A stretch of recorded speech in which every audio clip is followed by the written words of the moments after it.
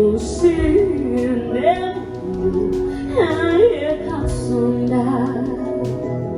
Daudi yasinzira amukwe nawabulo mulale we Goliathi nolagama ligo kabera bamusa wamani Yesu wamani Asuda wamani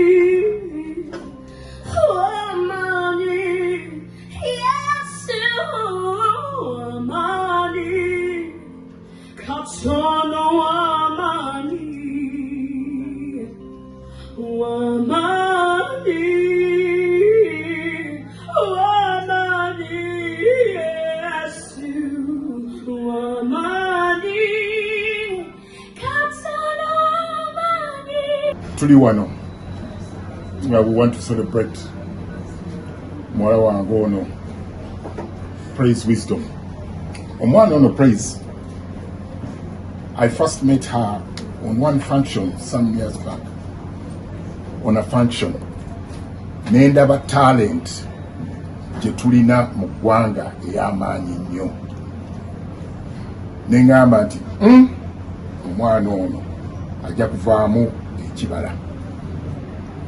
So that is when I liaised with the father netugamba nti Praise tumukwateko tumusupporting in any way okulaba nti she gets to the top. So I'm not surprised that she was one of the finalists abayitibwa Russia ku competition ene yaliwo, and twebaza nnyo. Bw'otaba na mpisa you can never go, tolina gy'oyinza kutuuka. Empisa out there bannange kintu kikulu nnyo. So it has also helped Praise move because she's still a student, akyasoma, but she's a humbled, I mean her fellow students can testify. Kusomero era ali humbled, era ali very ali down to earth, and this has helped her shoot down. And this is what I tell the youths out there. Nti obuwombeefu bujja kutuusa wala nnyo nnyo nnyo. N'obanga you are so talented, but obuwombeefu obwo, that modesty, ejja kutuusa wala nnyo. And that is why we are here celebrating this young girl. I know tagenda kukoma wano. Ate kyenjagala okumugamba Praise, she's already a winner. The fact that you walinye ennyonyi n'ogenda no representing a whole of Uganda, n'ogenda ku an international stage, you are already a winner. So Katonda akutekekera ebirala bingi nnyo. You have made us so proud, my God. We are so proud.